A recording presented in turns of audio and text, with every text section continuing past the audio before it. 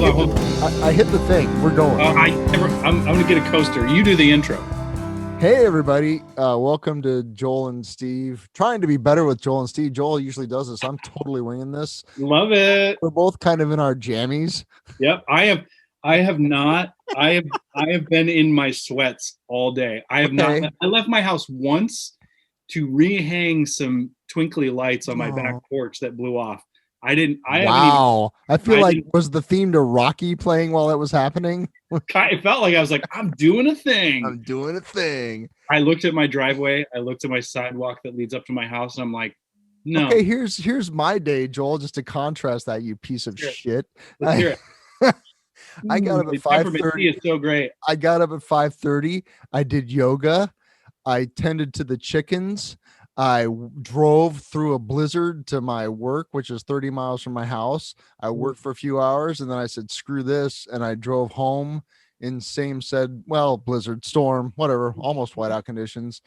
And then I got the snowblower out and I snowblowed half of my block because it's kind of fun actually. And then I went over to my friend Seth's house and hung out with him for a little while. And we talked about brain cancer. And then I came and my kids played with his kids and that was awesome. Then I came home and then I cooked buffalo chicken salads for everybody. Doesn't that make me awesome? I was up until this is how my in-between time is going. So okay. The in-between time between Christmas and New Year's is where, and on top of that, add a pandemic when we can't really do much. Right. And time doesn't exist. I was up until, so Kirsten and I were watching TV until like, I don't know, really late, like 2. Oh my God. She fell asleep in the recliner, and I quietly turned on my gaming console and played a Spider-Man game until about 3:30, 3:45. Oh my God. We sauntered up to bed around that time. I woke up probably about 10:30, and I have been in my sweatpants all day. We have very different lives. Yeah, dude. I like it. Yeah. I was like, I mean, but here's the deal though with that is that I probably should have done some yoga. I did sit in meditation. I did my movement routine. I should have done some movement or something because I've been vacillating between like kind of cranky and like tried to take a nap and then kind of trying to talk myself out of being cranky and that's great. That's what we talked about last week. Yeah, it's kind of where I'm at today. But you know, I've got a whole nother day off tomorrow to redeem myself. You know what I mean? I can scoop the walk. You can pull it together, man. I might but I'm kind of addicted to this game, dude. I may be able to relate. Well, I did a thing where I completely deleted my email app from my phone, so I'm not even checking work emails. And sure, just like really have some downtime. I interrupted you. What do you say? I don't know. You know that in some companies that if you're on vacation, I think Mercedes-Benz is one of them. Mm-hmm. If you're on vacation, like you're on PTO or whatever, mm-hmm. you don't put an out of office on your email. Any email that comes to you just gets deleted. That's amazing. Yeah, it just gets deleted. Like, no. Oh, I know, right? Kind of cool. Yeah, but I wasn't perfect at that because I saw a colleague post something on Facebook about, you know, a higher up within our university system leaving. Yeah. Mm-hmm. So I was like, oh. So I got the email out and I had to read that. But right. Well, that's how they get you. That is how they get you. It's just like Insta and Facebook. Like, I'm just gonna check that one thing. Oh. The reason I guess confession is the reason why I'm doing yoga is because I signed up for a trial of the Apple Fitness Plus thing. Oh yeah. How do you like that? It's pretty cool. It's very surreal. I think they're trying to kill everybody, Beachbody and Peloton and all that. They're going for all of it. Yeah. but Holly just she's doing the Peloton thing, which is pretty cool actually. It's very like all things Apple, the styling is impeccable, Yes. right? And the people are impeccably styled, and the music lists are curated. Yeah. You know, it's all very slick. It's all from our Fitness Plus studios in Santa Monica, California, Right. and it's Yeah. beautiful. And Sure. so I can get behind that, you know. But it definitely feels, my kids are into the word bougie right now. Ah, yes. It's so bougie, and Very- it's pretty bougie. Well, and then I mean, I But have I like it. It's cool. And that's the thing, is like, if you can buy into Apple's universe, their closed universe, it's like a walled garden, Yeah. right? Yeah. If you walk into that, it's quite delightful, actually. Like, it just works. The tie-in with the Apple Watch and the Fitness Plus thing and the TV, and Mhm. everything's monitored, and you can see your progress and track it. And it's really cool. I like it a lot. I will probably I continue to use it. I have the Apple TV upstairs, and I saw that new thing, you know, the Mhm. Fitness Plus or whatever. Yeah. And I saw the rings, and I know that Right. people have like ring closers, and I was Yeah, like, oh, I bet that's really, yeah, that must sync up well with your Apple Watch. It And you does can the whole really- thing. Yeah. Like when I go for my walks at work, I turn it on and it moves my rings. And that's the thing, at all the end of the workouts, they're like, and be sure to close your rings. And it feels very like culty. There's that Yeah. ding moment, and be sure to Yeah. close your rings. Wink. Right. Like, oh, I have to close my rings. You know, Very, very Huckabees. I don't know what that is. Oh my God, have you not seen I Heart I have Huckabees? not seen Huckabees. Steve Erbauer. I guess Your assignment between now and next time we record is to watch I Heart Huckabees. Okay. Will that make me woke? I don't know if it'll make you woke, but it'll definitely make you laugh. Okay. And you will love Who that. is that? Is that Alexander Payne? No, Oh. that's it's I don't know I should know who directed it, but like Jude Law's in it, Naomi Watts is in it. I don't care about any of those people. I'm kidding. Shut the fuck up. Dustin Hoffman's in it. Oh, okay.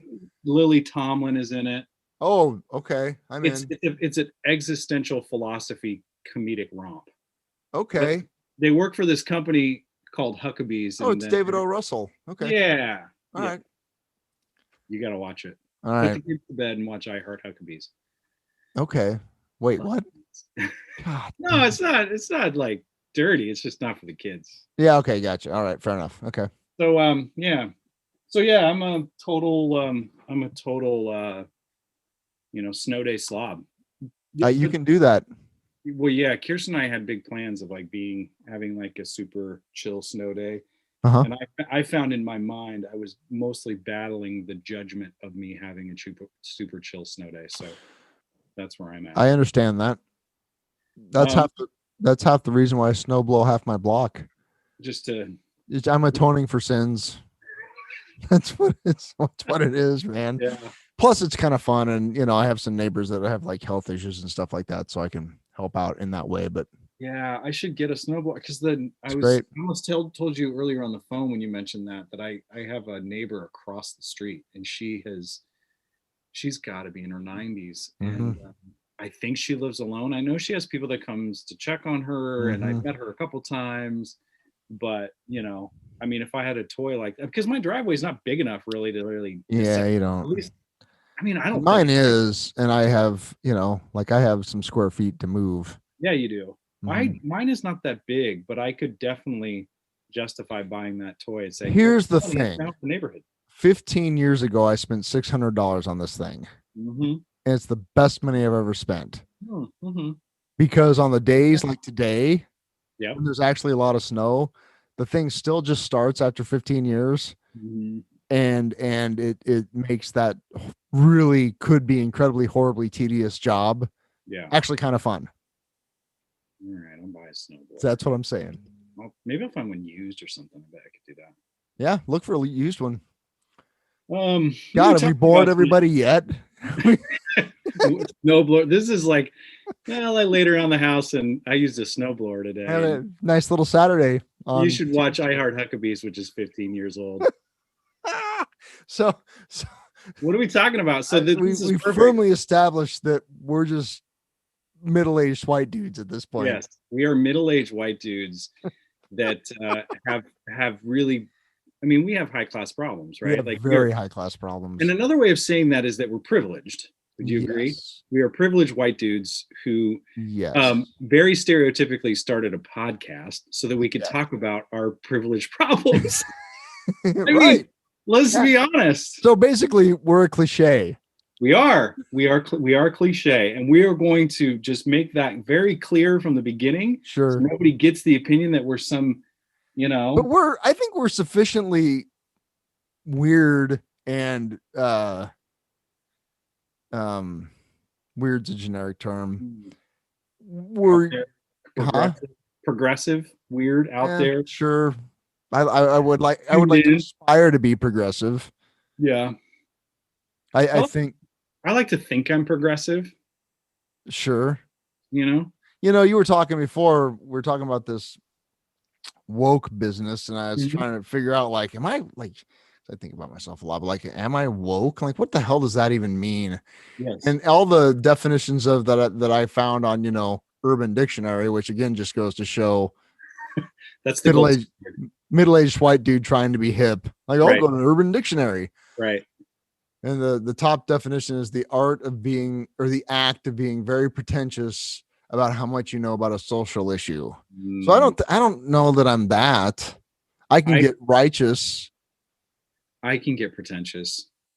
I'm going to say that not because I really like admitting that, but I will say that for the people that have called me out on it. Well, I've known you to be pretentious in the past, but it's always for a purpose. Well, it's justified, right? I'm pretentious for a reason. I'm here to teach. What's Woody Allen say in Annie Hall when he's trying to get Carol Kane? He's like, "Yeah, I'm bigoted, but for the left." Oh man! And still talk about him? I don't think so.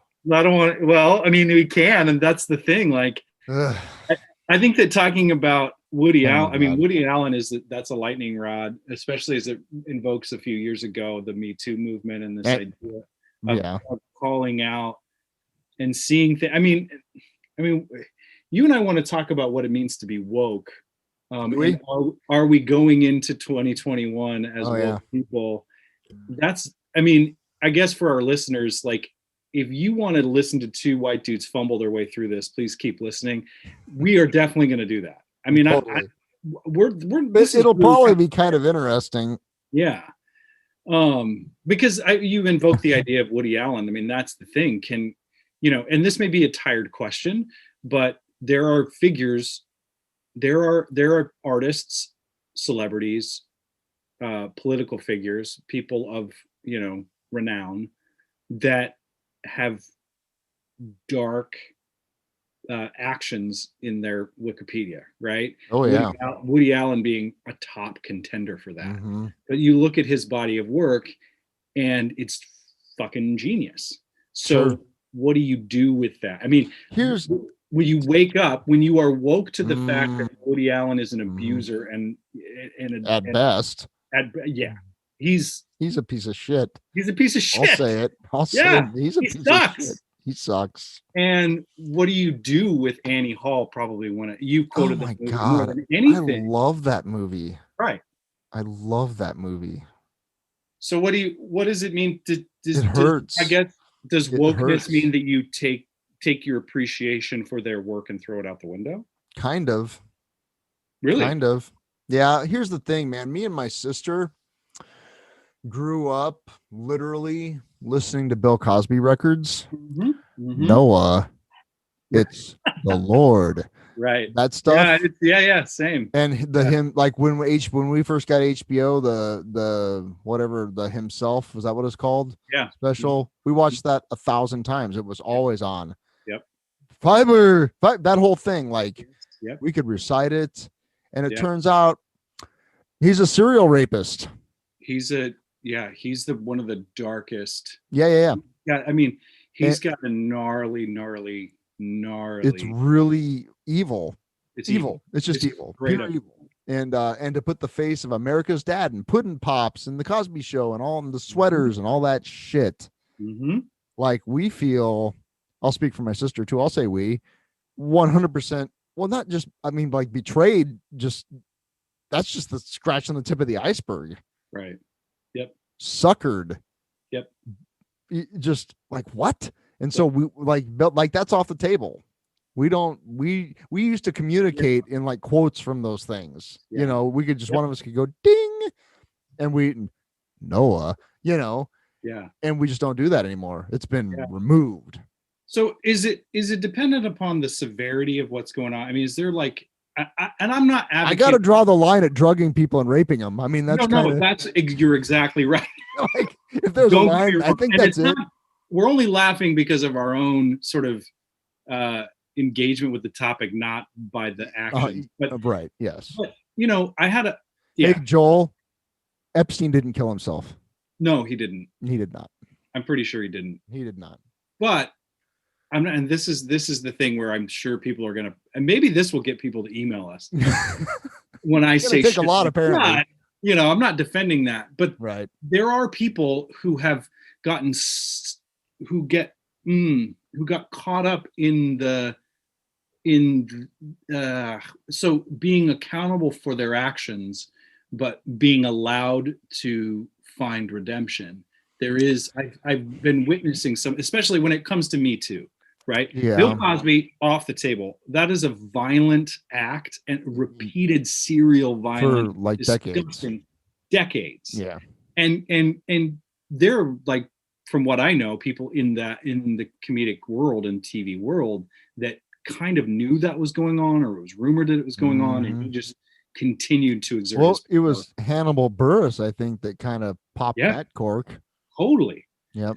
But then, you know, like Kirsten and I were talking a while ago. It was when, and this is a very maybe lesser known story, but one of my very favorite singer-songwriters, artists, Ryan Adams, had some things come out about him, where he was engaging with, I mean, what he claims to have not known they were underage, and it was all over social media, but it was lewd and it was abusive and it was consistent. And he got called out on it, right? And he shut the shit down. Like, he shut his life down. He went to rehab, like, and he made a new record recently. And there's a kind of a like, okay, buddy, like, I love your music. Right. I'm still waiting to see if, you know, did you turn a corner? Like, there's an opportunity. You got sober for 6 months and now your life's turning back around. Right. Let's just wait. Let's see how you'll look after 5 years. Yeah, let's a few more hit records and a big tour with a lot more money in your pocket. Let's see how it goes. Right. When you have your career back. Yeah. I don't know. I understand Louis C.K. is working, but I don't care. Right. And I mean, he's one of those guys that's kind of tricky because he always was a self-professed piece of shit. He really was. He talked about it very openly, just being covered in shame glaze. And people were like, shame glaze. It's like, no, he was actually, that wasn't entirely a joke. Well, that's the thing, like, weirdly enough, and I could be getting my story wrong here, but he made jokes about the very thing that got him in trouble. Right. Yeah. And his friend, female comedian, oh my God, I'm blanking on her name and I feel like a doofus. God damn it. Oh, what's her name? I'll just hum a little bit while Joel looks up his name. Please. No, I don't even think I have the fast. Anyway, there's a female. The girl from Ipanema, you know the words, tall and tan and I can't even Google this fast.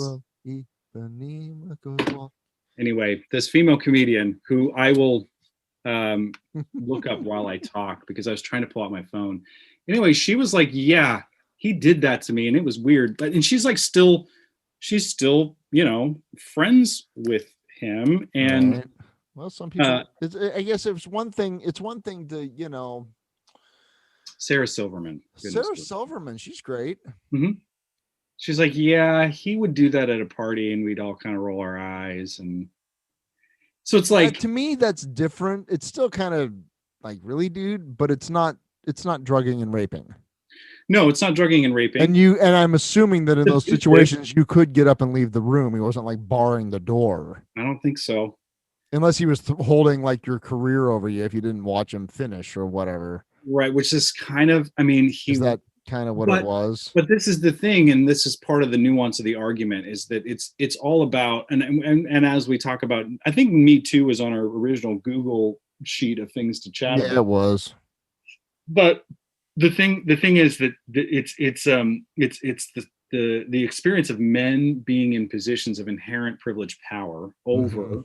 women in subordinate situations, or where uh, they are lording over women with their perceived or sometimes granted power.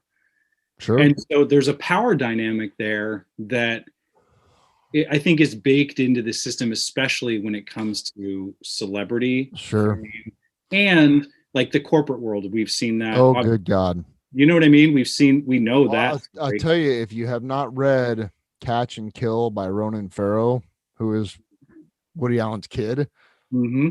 that book is amazing. It is amazing. It is incredible journalism. He's an incredibly courageous journalist Hmm. because he takes on Harvey Weinstein. He Hmm. takes on NBC, Hmm. which is kind of a big company, Yeah. and skewers the fuckers. Right. Right. That the book and the podcast, there's a pod like an accompanying podcast with it where you get to hear some of the interviews that went into the book.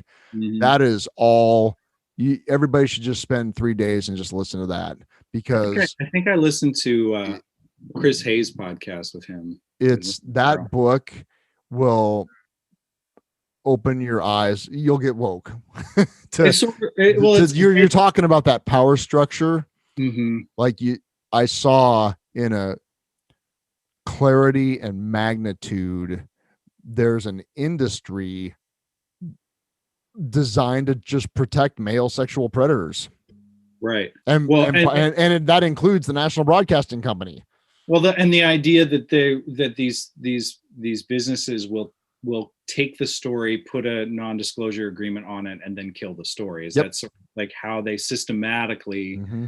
protect the stories, because it's a scandal for the system and it's a scandal for the individual too. But more importantly, I mean, that's the thing, is that systems are designed to remain systems. Yes. So if you want to talk a little more philosophically about this idea of power and privilege over somebody who doesn't have that, the system is designed to keep that narrative and keep that power flow in check. That's not in check, but in motion. Mm. And so this idea that like that's the thing. Like, I think that we're still feeling the ramifications of that particular movement, and we're constantly. I mean, this summer was no exception, with just the brutal murders of innocent black people that didn't deserve to be killed at the hands of the police, like Right. lynched. We watched on uh, cell phone video cameras lynchings. Yeah. And that system, and then the backlash and the support for that, this idea that, like, I guess what I'm saying is that we can wake up to these things, and you can be quote unquote woke, and you can have the right bumper stickers and the right messages on your social media and the right t-shirts, and you can say the right things around stomping around your house, but the systems are going to remain systems, because systems are designed to remain to be systems. The long wheel of change takes a little more effort.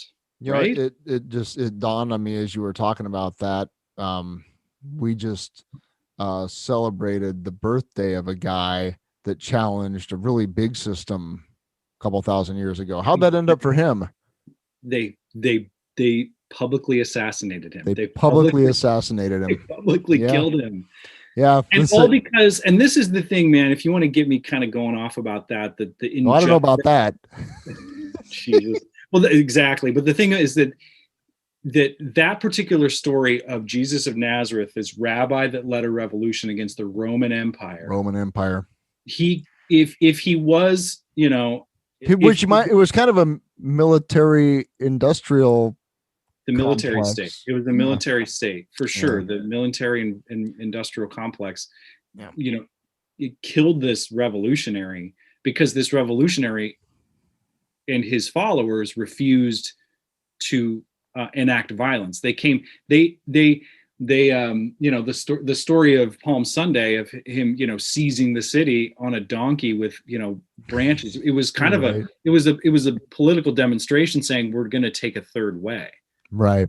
We're Yeah. going to take a third way. Yeah. And That's wow. In a country that has two political parties, mhm, you've been right. really pretty much Yeah. the Democrats have a bunch of Black Lives Matter sticker all over them.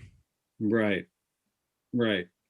And that's the thing, man, is like, the political or the racial unrest that I witnessed, and we've all been witnessing for a long time, but at least as a white dude who was there to give voice and just be another a privileged body in the crowd in case things went awry, and also to just show support.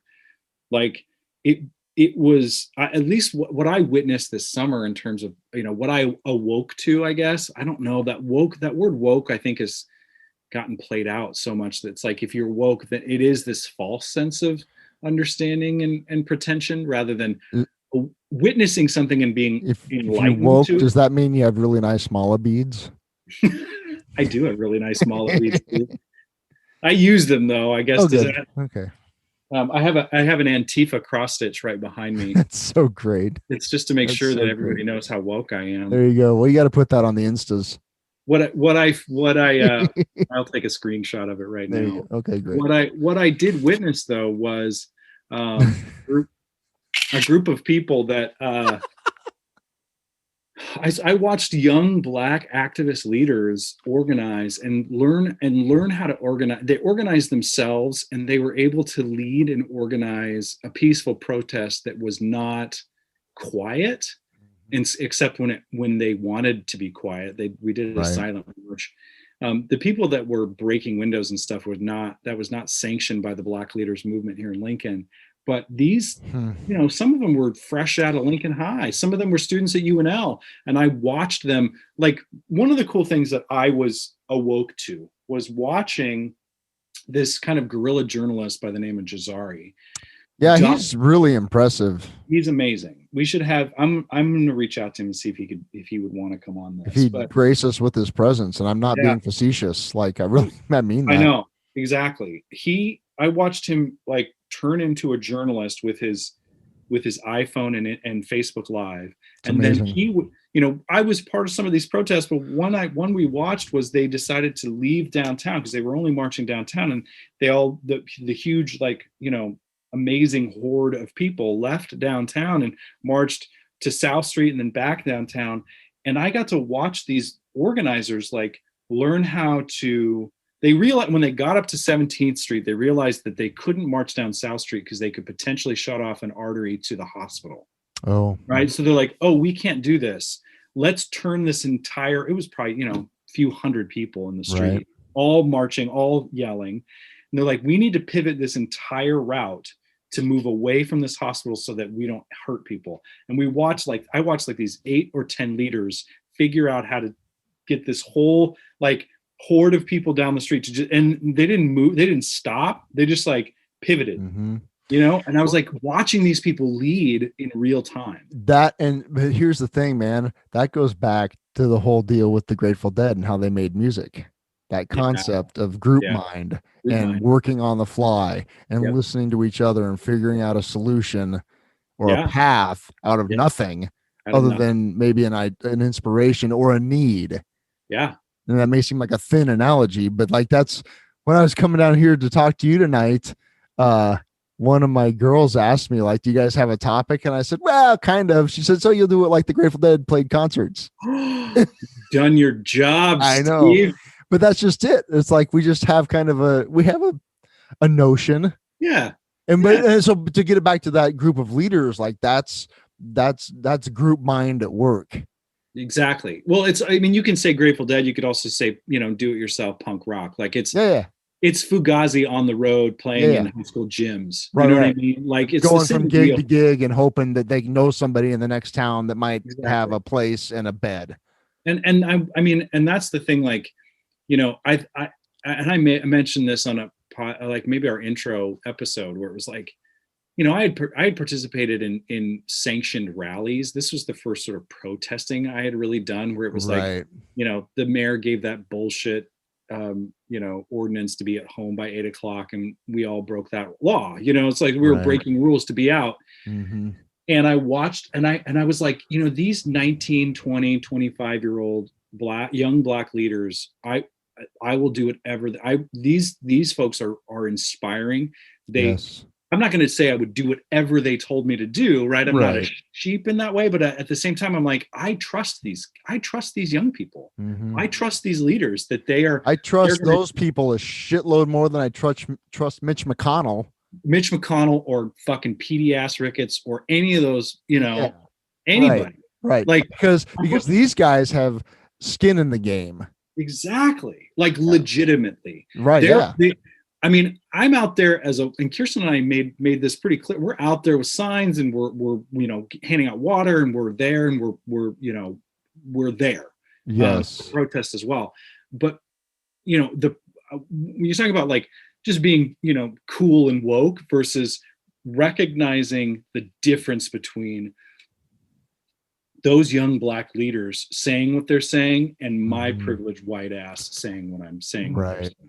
No, they're putting their lives on the line, essentially. Yeah. And really, like, if the shit would have gone down while you were there, you could have taken 2 steps back and said, I don't know them. Exactly. Just walking home, man. And that's the thing. Like, when you, like, I wrote in magic marker my brother's name and phone number on my chest in case I got arrested. Oh, nice. And I'm like, I am there in case things do, if there is a policeman that gets out of hand, and I'm there to put myself, because that police officer is less likely to kill my white ass than those black leaders. Right. They're more, I mean, look at the news. They're more likely to kill those young black people speaking their minds than they are to kill me. So I think that's ultimately why they would get killed. Right. For speaking truth. And that's a truth that most people really don't want to hear. Right. And that's the thing, like, that's when I really, and this is not like virtue signaling, oh my God, I'm so great. Privilege didn't fucking occur to me until a few months ago, guys. Right. I will be completely clear about that. Like, I understood it as a concept, but I didn't feel it in my gut until I kind of it's like you put yourself in that position. You're like, this is fucking real, you know? And I guess that's the difference. That's one, like, here's the thing. Woke, like, knowing the cool things to say and being, you know, really, that is an energy of being always right. And that is part of the problem, you know? Oh, that's interesting. And, you know, it's like in these moments, like with Me Too or anything else, it's like and we know this from recovery. It's like when you're able to say, oh shit, I was wrong. Or like you mentioned the Grateful Dead, or these folks trying to figure out how to navigate down a street. It's like, no, this isn't going to work. We need to pivot. I need to change. I need to admit that this was wrong.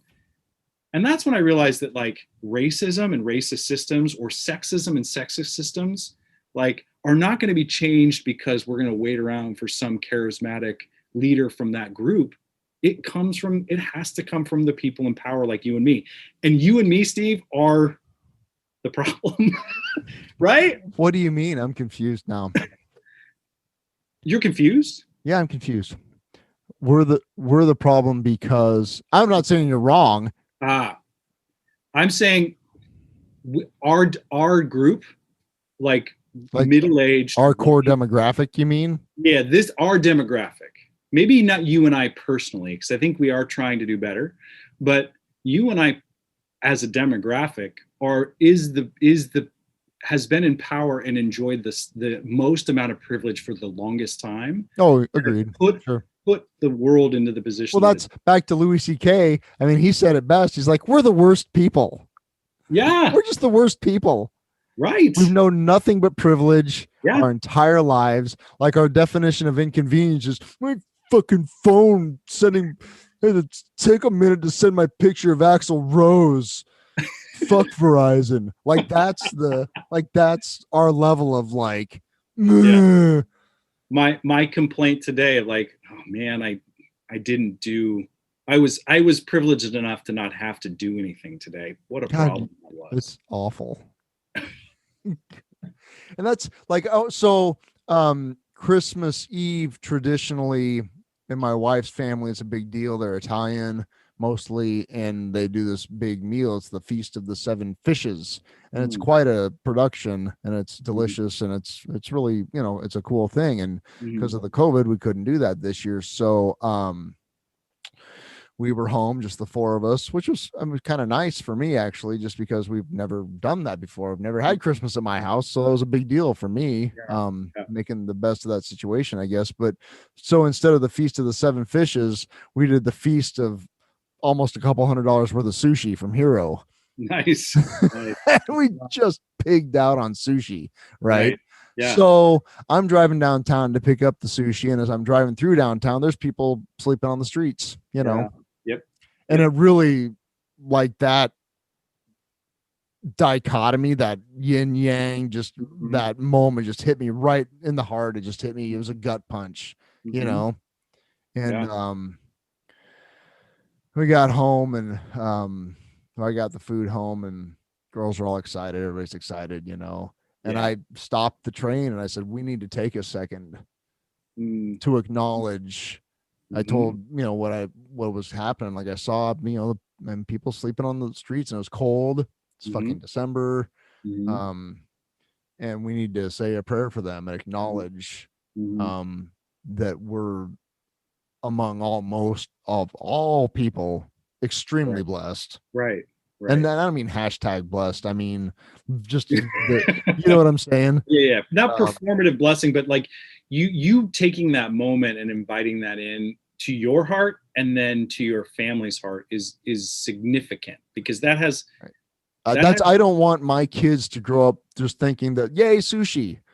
right. Sushi just happens out of nothing all No, it the does time for not. no And then reason. we actually had a pretty good discussion about, because I didn't want to be a total bummer on Christmas Eve, Right. but I did want to acknowledge that Yeah. situation, right? Yes. Yes. And we had a good discussion about, like, I mean, both my wife and I come from families that have resources, Mhm. but we've also lost a lot of that. At least, Mhm. you know what I'm saying? Like we've both burned our lives to the ground and had to rebuild, right? Mhm. Right. And I will admit that we've both been beneficiaries of having families that have resources in that rebuilding process Right. when deemed worthy or whatever, like, oh, you're not going to go blow the money on whatever Right. or be an idiot Yeah. again or whatever, Yeah. and believe me, like, that's a thing, because I know a lot of people don't have that, Exactly. Right. right? But the point is we had a discussion about, like, this bountiful feast didn't just happen. Mhm. Like, Mhm. we've been working our asses off for Mhm. years to be in a Mhm. position where we could do this, and it was just kind of okay. It was something that we could afford to do on Christmas Eve to have a nice evening, Yes. you Yes. know. And And that's a and and that's a and I'm also acutely aware that there are lots of people in the world that are working their asses off just to survive, Mhm. right? Yeah. And is that, like, I don't exactly feel guilty for my modest success, Mhm. but I'm cognizant of the fact that it could be a lot worse. Yeah. And that's, I just want my kids to be aware of that, because I don't want them to be rich kids of Instagram. Mhm. Not that we'll ever have that kind of money, Right. but you know what I'm saying? Like, I don't Yeah. want them to No, think that shit just falls out of the sky, exactly. and And that I think everybody, if everybody would just pull themselves up by their bootstraps. I hate that shit. it's such a privileged and shitty thing to say. It's so like there is a very small demographic of people that are able to pull themselves up by their bootstraps because the system is already lifting them up. Right. The system is already saying you we're gonna help dust you off. It's like, that's that old adage, like being born on third and thinking you hit a triple. Right. You Right. know, Right. like, Right. Right. yeah, you Or can or just making it to home base. exactly. I made it to home base. Yay me. Yeah. But I think there's something pretty profound too, and we uh, about the idea of staying grateful it's hard to stay grateful on other people's misery. That Oh, only, you know what I mean? It's a shame system that you find in some religious sects, right? That this idea that you must always stay grateful because other people are miserable. It didn't just it takes out that idea. It discounts your own suffering, and it also says that like you ought to feel guilty all the time for any joy or peace that you feel. You know what I mean? right.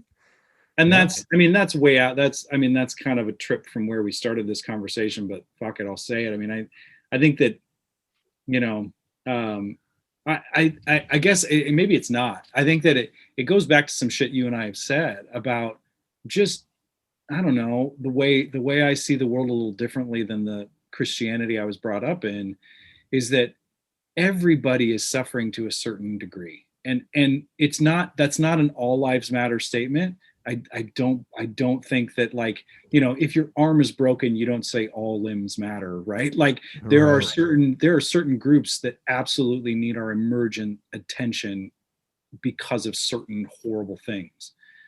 But staying grateful on other people's misery is really, really a really gnarly, disgusting, violent way to enact your relationship with a God of your understanding. And it Agreed. and it keeps you in this state of either guilt or shame, or I'm better than you because I'm hashtag blessed, you know. Right. But that's all based on systems, man. And that's the thing about wokeness, is that I'm serious. Like, I'm going back to this. Like, I'm sorry, All I'll right. say it. Do it. The establishment of not only the Catholic Church, but the prosperity gospel horseshit. Our Yeah. our government was built on the backs of slaves. Right. Our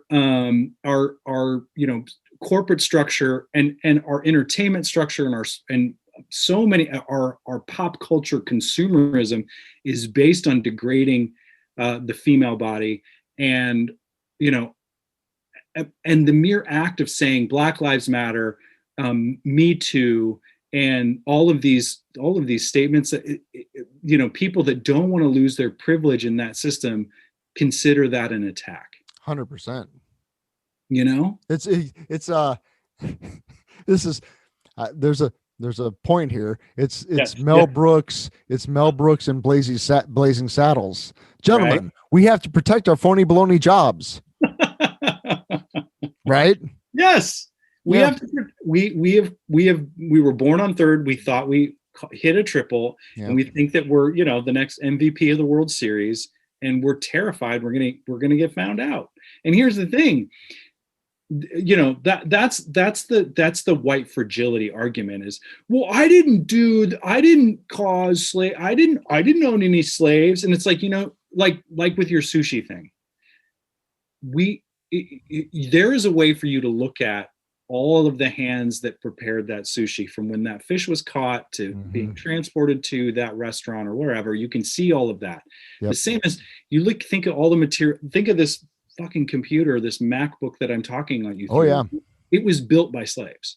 Essentially, Child, yes. yes, it was built by child. My phone was built. Like, Yep. we all need to have. When is that reckoning going to come? And it's like the Here's the, wokeness. Go ahead. you, I just get off on a Joel, tangent. it's impossible to be a completely good person today. Yeah. It's impossible to be a completely good. Do you watch The Good Place? Yeah. Right. Oh, Like yeah. they get into that. Yeah. It's like, Yeah. and I've kind of felt that that's been a thing for a while, but it's like every single decision that I would make to try to be a better consumer, Mm-hmm. to be a more mindful Mm-hmm. society member, Mm-hmm. somewhere down the line, somebody's going to get screwed. Yeah. Well, I did this thing. I used to, we should talk about this at some point maybe, but I used to work for a church. I used to be a youth leader, and I took a group to Washington, D.C. The denomination I was in had a pretty hip, office there that was, the board of church and society, and they were pretty progressive folks. But we did this whole, thing about just social justice issues. And one of the things they pointed out, we did this whole calculator of, you put in all the things that you own and all the things you have. Do you own a Mhm. home? Do you have drive a new car? All of these things, and it will tell you exactly how many slaves you have. Wow. Wow. It'll Oh tell my you God. exactly how many slaves you own. Oh. Okay. You know what I mean? Yeah. And and it's and there's metrics on all of that. Yeah. And that's just like computer, phone, car, house, blah blah blah. The big things. Right. I'm looking at my treadmill. I'm looking at my Oh PlayStation. God. Hmm. I'm like, so that's the thing. Like wokeness is not saying, oh, it's all too much. I know all this stuff, and therefore I don't, just because I know it doesn't make me better. And I guess I could be an ascetic and just like give it all up and go live on the street. But who is that going to help? You Right. know what I mean? Yeah. I don't know. Yeah. I woke Steve right into a big heavy sigh. Well, I've sighed like this for probably close to 25 years. Yeah. Yep. Yep. I really have. It's like once kind of once I made the conscious decision in, well, 30 years, in the summer of 1990, to never turn on MTV intentionally again. Mm-hmm. Like, I will never watch this shit again. Mm-hmm. And I Mm-hmm. haven't. And that Mm-hmm. applies to corporate radio. It apply, Yeah. like anything that was just designed to keep people dumb. Like, seriously. Yeah. But think that they're hip, Yeah. right? Right. I saw my saw a group of kids recently walking along wearing hot topic gear, Mm-hmm. like the rebellious thing. You know, Yeah. they Oh, bought yeah. stuff at the edgy rebellious store at the mall. At the mall. Yeah. And I just thought, oh, you poor kids. Oh Yeah. my God. Yeah. Because they don't realize that they're still at the mall. Mm-hmm. Yeah, man. It's like, what does it take to be truly influential, or not even influential? Like, I guess I go back to those. I mean, I've they're not protesting as much right now because most of them are students, high school students and college students, and also Sure. like, it's there's a foot of snow outside right now. Right. But they're still doing things, obviously, and I still support them. But I just keep thinking back to this summer, witnessing these leaders, these young leaders I mean, I'd clean the whole city council and put them all in if I could. Sure. But then I thought about that, like, then the system will, and it's just putting them in a system that isn't designed for them, unfortunately. But it's like, the truly rebellious act is under this insane pressure. Like we witness all of this insane. We witness these women that it hit a tipping point with Me Too, when it was like, no more. I'm no longer going to live in silence at the hands Right. of privileged men. And people of color saying, I'm no longer going to live, I can't witness another black Dude, man being lynched by the cops. right. So it's like under this extreme push, that's when the floodgates open. That's when things start to change, and we tick towards justice. We tick towards liberation. We tick towards a better world. You know what one of my great pleasures of 2020, of the last few years, actually has been Hmm. is watching AOC just skewer the privileged white old octogenarian establishment. And all they can do is name call. That's all they can do. It's all they've got. It's all they And got. she's like, you know what I think? I think everybody should have the same health care that members of Congress do. That's what I think. And just watch them freak out and call her a bitch. And right. I just love that. And she's like, yeah, I did grow up poor, actually. And I'm in the same office as you are. Right. And what's your excuse? They're like, they're degrading her somehow by referencing the fact that she was working in a restaurant bar. Yeah. She's like, yeah, I did do that, actually. That's what representatives ought to look like. That's exactly what representatives. Unlike our governor, who went all the way from being the son of a billionaire to being a billionaire. Wow. Nice work, Pete. Really, really well done, Pete. Really well done, my man. Good Lord. It's like that just kills me. It's like when oh my God. It's like George W. Bush. Yeah. He's Yeah. just a regular old guy, just a You know regular what? rootin' tootin' Rootin' bar tootin' shooting, cowboy. Just whose loyal dad man. wasn't, head of the CIA and vice president Yeah. of the United Just a States and blue president of collar the United guy States. He's from just a regular Texas. wing ding doodly doo. My Wing, apologies to David Cross, but I mean that's he's just a he's just a regular dude, normal guy, just a normal just guy out there. with really great speech writers that give They him that got that little. that ranch that they cut brush down, and Oh he yeah, puts and that for that boots photo on. op. Yeah, Yeah, he puts boots on, and but Barack Obama, mhm. he's not even American. That's all they can say. That's all they can say. That's all they And can say. That's that all they can man, say. that man is one of the most one of the smartest constitutional scholars this country has alive Yeah. right now. Period. Uh-huh. And Yeah. it's like, But look at our president, who's vaguely aware that the Constitution is kind of in his way for some things. he's a failed reality TV star. Yeah, he's a failed real. Whose only actual profitable business is laundering Russian mobster money. It's it's astounding. Yeah, but he's No a wonder. good American. But no wonder. I mean, that's the lie of the century, is that Donald Trump gives one shit about anybody that But makes Donald Trump. anybody that's not Donald Trump. Right, But yeah, any fuck. like the farmers in this state that are rooting for him, it's just baffling. It's astounding, especially considering that they all hate socialists, but they all survive on Socialism. socialism. Yeah, Oh, and we're all it just baffles me. and this country is defended by the largest socialist military this world has ever known. Right. It just kills me. I ain't gonna vote for no socialist, but can I have my subsidy now? I've got a family member who I hope they fucking listen to this, that I saw them in a mask that said, fuck big government or something, right? They're wearing the mask begrudgingly, and they're wearing a mask that says fuck big government. This Right. same person is collecting unemployment while they start a business that they'll get PPP from COVID. It's like, are you fucking serious? Right. Anyway, That's so funny.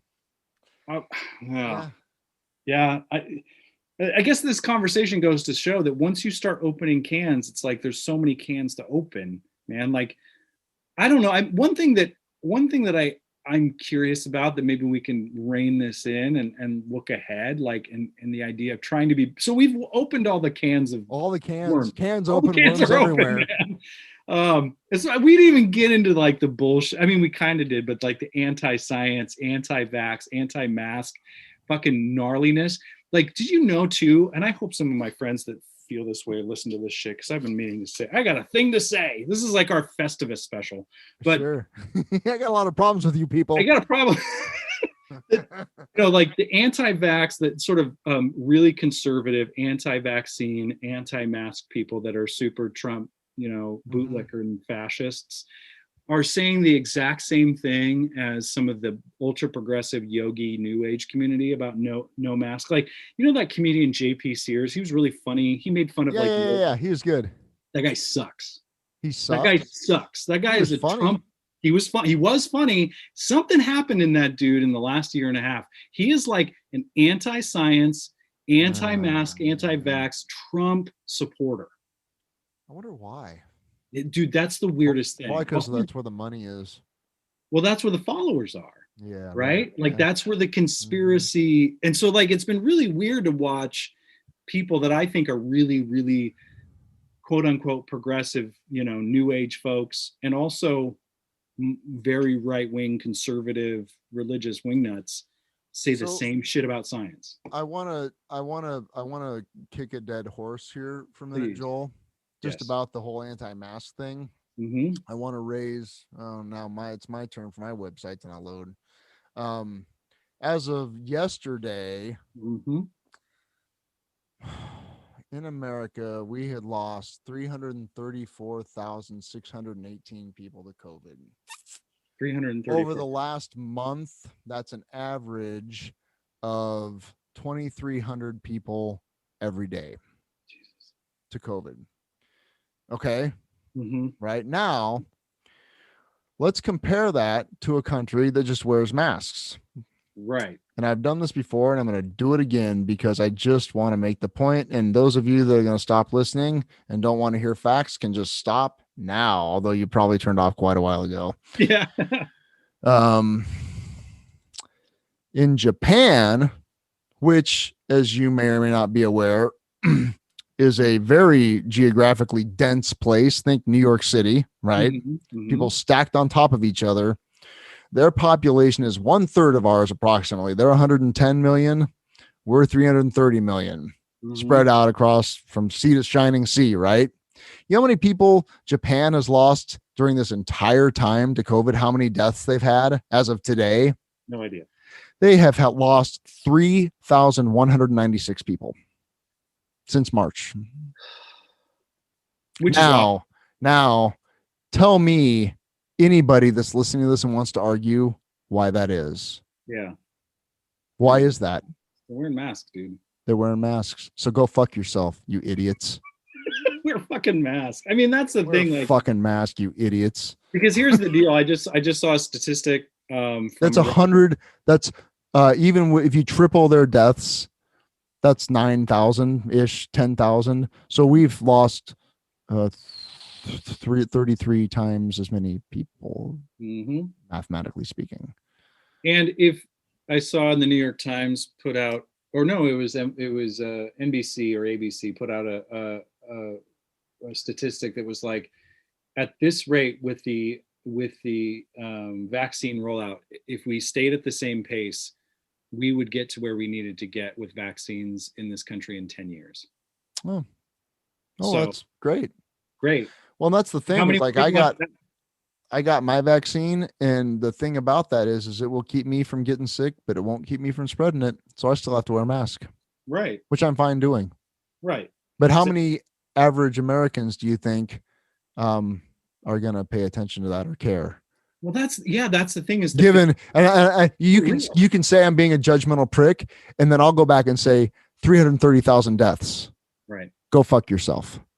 Right. And there's people like, and that's the thing, like that's going back to sort of enlightening you about that comedian JP Sears. Like what he is doing now is basically, he is anti-mask. He is basically saying anybody that wears a mask, it doesn't, you're a sheep, you are following, masks don't help anything, fresh air. I beg to differ. Yeah, that's the thing. It's like but that, going back to privilege, he's a white dude that has a celebrity following, and he can stay locked in his mansion or in his nice house. He probably doesn't have a mansion, and continue to make these videos. And he doesn't actually have to. But the people that this disease is affecting most in this country are poor people of color. Mm-hmm. So again, who really cares? Exactly, and that's the problem, dude. That's why this system is designed. I guarantee you, most of the people that aren't wearing masks intentionally don't give a fuck about those people. And there we see sort of all of the cans.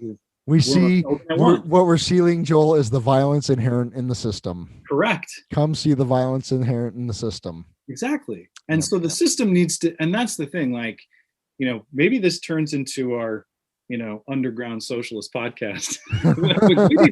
What do you mean turns into? I know. Wink. Right. As we both enjoy our privilege, but hey, this is we're trying to be better here, Joel. God damn it.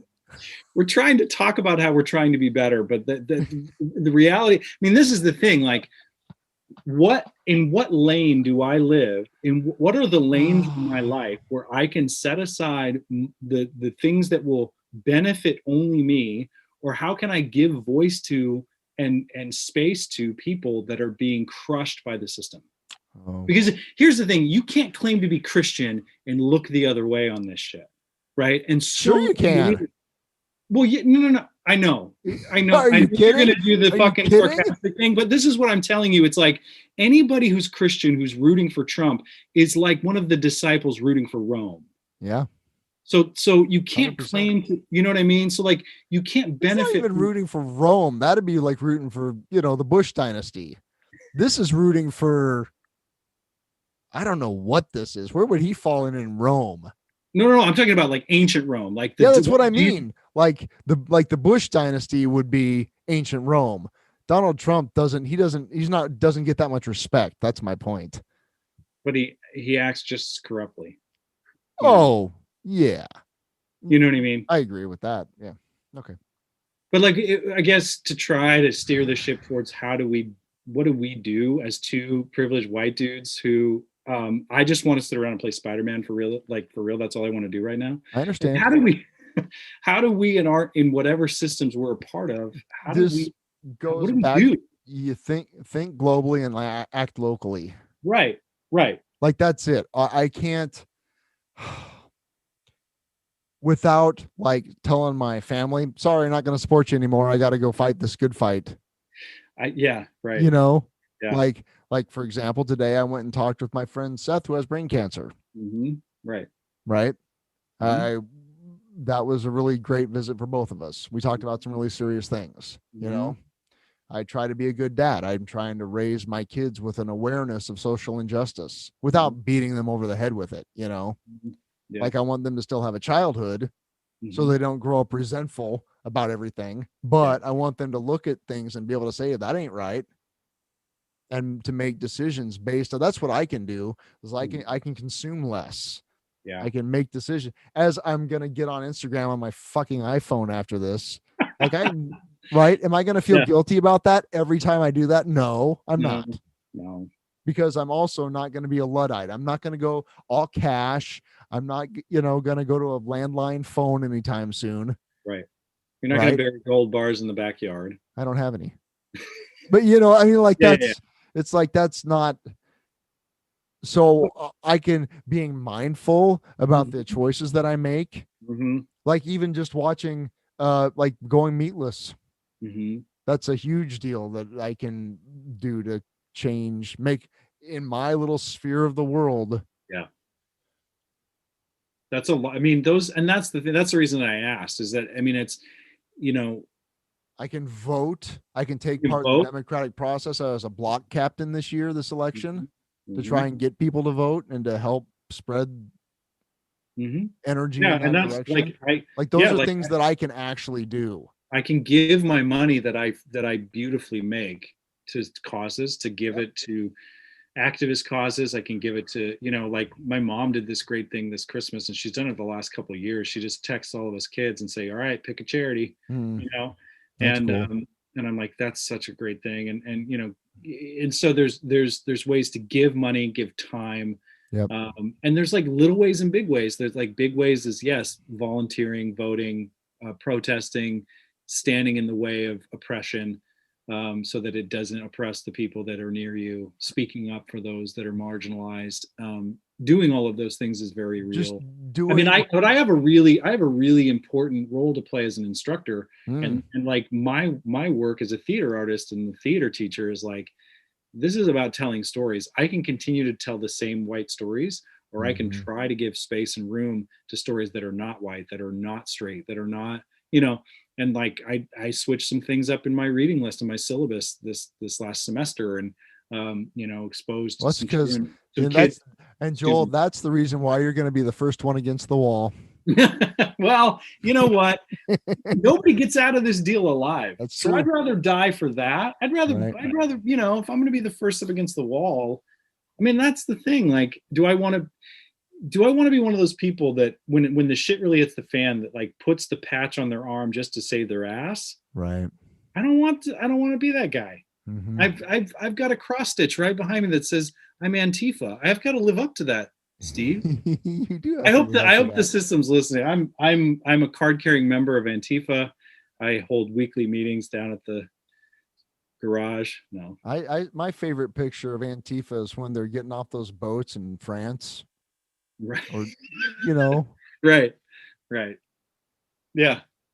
That's real Antifa shit. Yeah.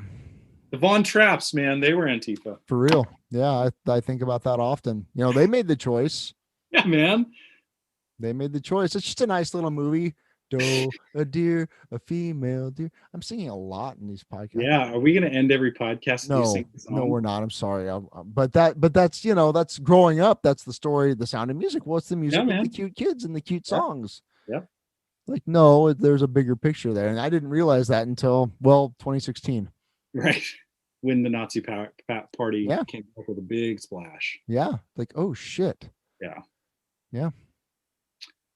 So I guess, folks, I don't know if we are woke. We're certainly. We're trying. I'm trying. I'm trying. I think that I've woken up to a lot of new things, especially. I mean, the silver lining of having authoritarian autocrat dictator in the White House the last 4 years. Don't forget criminal idiot. Oh, criminal idiot. Yeah. Yeah. The silver lining of that Sexual is like, predator.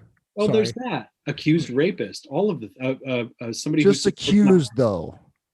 But Joel, remember, he's pro-life. Oh my God, that guy couldn't be more pro. He's so not pro-life. And what a joke is that statement? We could talk about. We should go there next time. Oh God. But yeah, dude, it's I like move the silver lining is. Hold on, the silver lining with this though. I want to get this point across is that I have become. I mean, you're talking about it's essential to the idea of being woke. Like, I have had more intense conversations with my wife about what fascism is, how our democratic system works.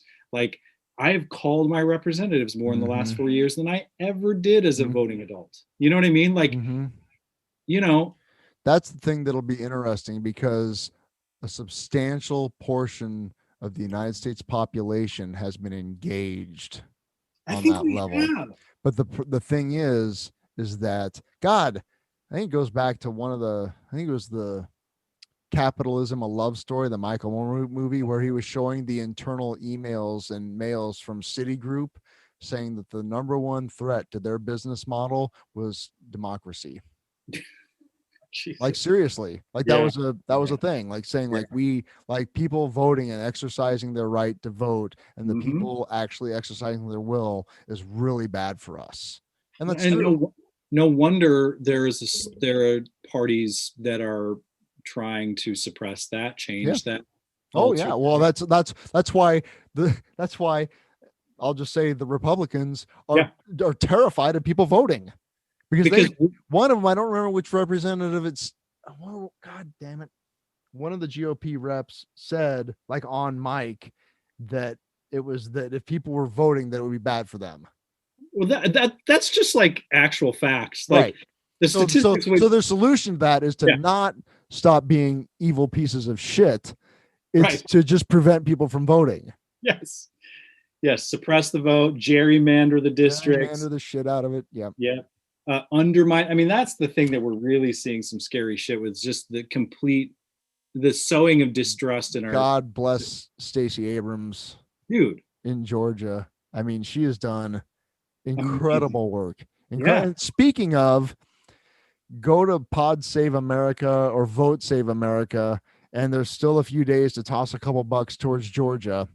Yeah, January 5th, we actually stand a chance of getting rid of Mitch McConnell, or at least taking away his power. That runoff election in Georgia is so incredibly important. Like, the fate of our nation depends on it. I wonder if he just sealed his fate with this whole. Maybe he might have. He refused to sign the COVID relief because it's the backlash is actually it has happened ever since all these austerity measures happened, like in Kansas, like the people that were like, fuck yeah, austerity, we're not giving those poor people any money. Right now, all of a sudden, those austerity measures are hitting them. Right. And they're saying, well, wait a minute, I didn't know the leopard was going to eat my face. Right. Yeah, dude. And that's happening in Georgia. It's happening all over the country. It's funny to watch in conservative bulletin boards, people saying, well, wait a minute, why aren't they giving us the money? Yeah, there's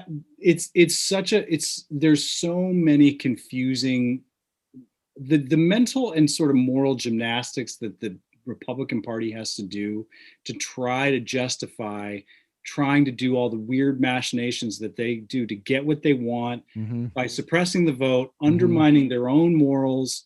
It's just, wait a minute, undermining their own morals? Yeah. Okay. I mean, you can't claim to be a follower of anything remotely related to Christianity, Christ, right? And be pro-authoritarian. I mean, the Christian story is based on rebellious anti-fascist ideology. Yes. It's a peaceful, you know what I mean? It's about peace, standing up to power and overthrowing it through a third way. And Right. so doing anything you can to remain in power Well, is very Caesar. It's way more Caesar than it is Jesus. yeah, true. Now You know what I mean? here's the flip side of this. And Obama was a little hamstrung by the Congress, by Mitch Mhm. McConnell. Right.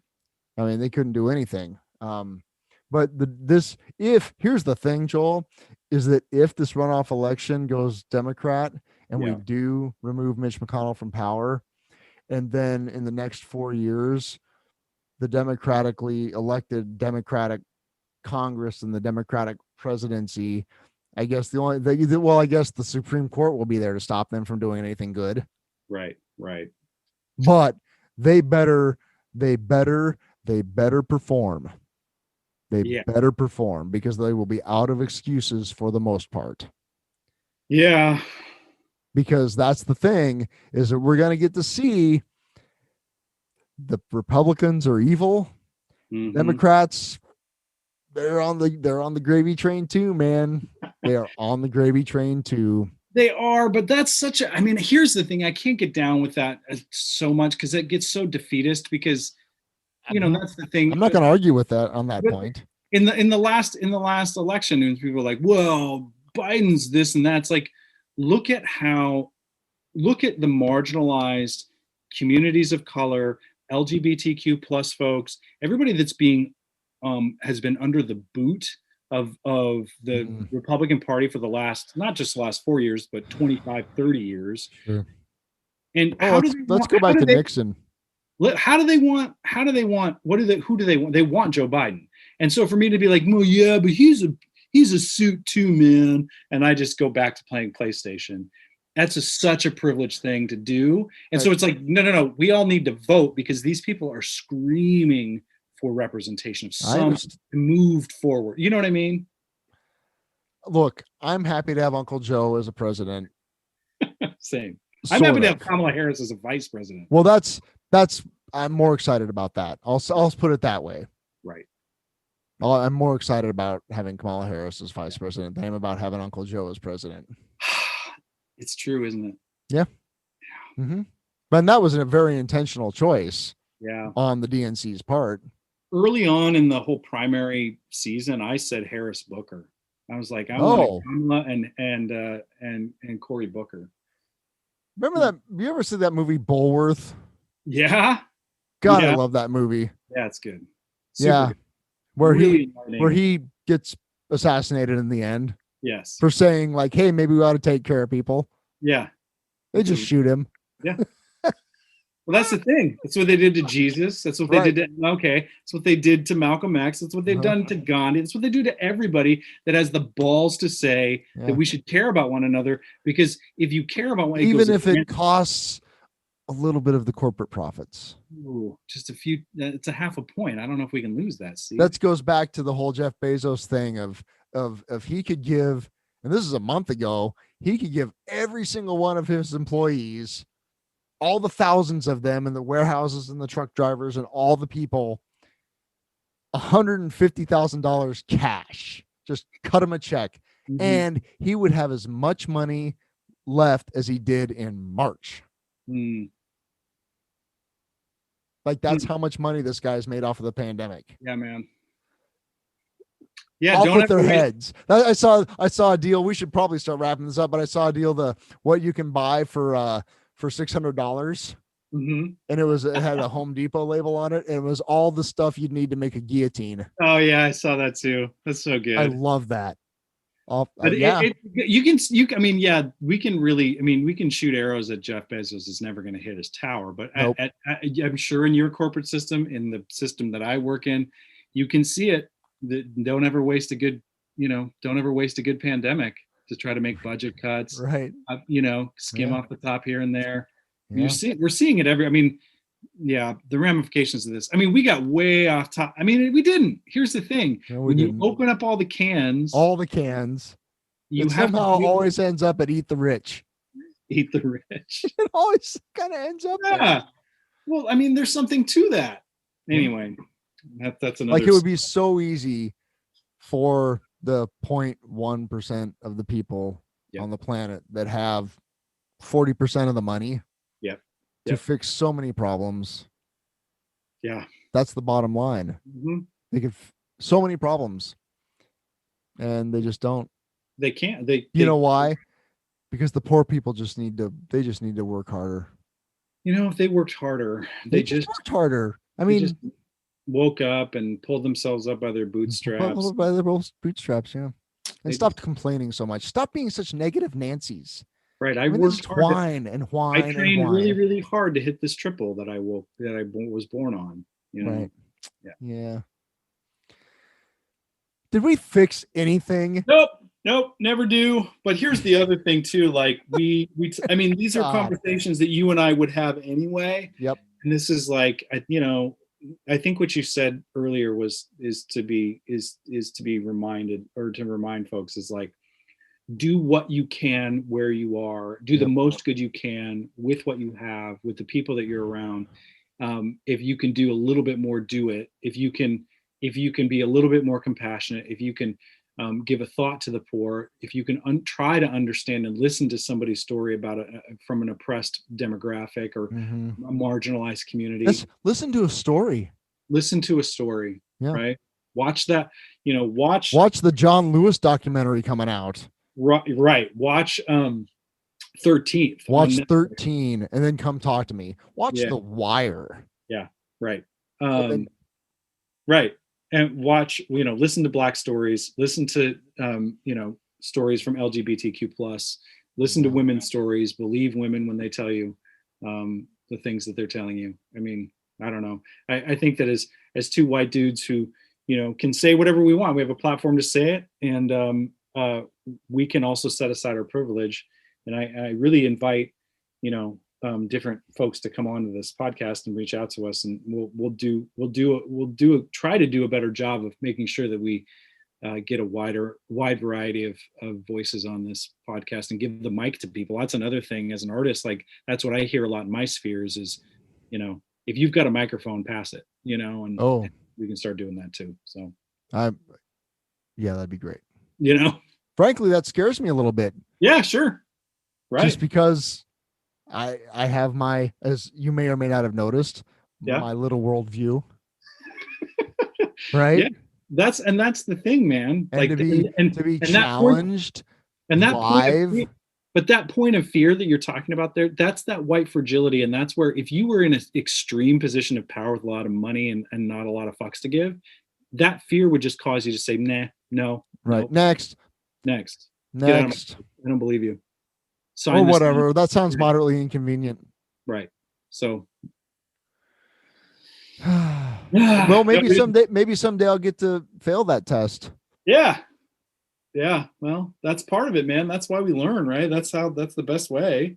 And that's the difference between being woke and trying to be a better human being. Is woke says, I've got it all figured out. I know everything, and I'm going to keep you at bay with my knowledge.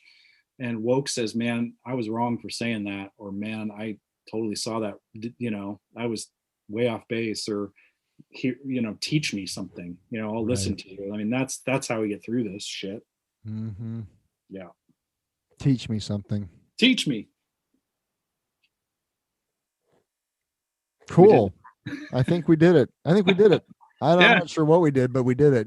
We did it. Email us, please. ttbb@gmail.com. TTBB podcast. Oh shit. ttbb.com. podcast@gmail.com. I'll put it in the link. Do we have a link? Put it in the link. I'll put it in the link. And follow us on the Instas. Yeah. Yep. Do that. Nobody's listening. It's too late. I'm listening, Steve. Oh, good. Well, preaching to the choir. Yeah, buddy. As usual. I love you, man. I love you too. And yeah, have a happy New Year, everybody. Yeah, happy New Year. See you sometime. Yeah, we'll see you next time.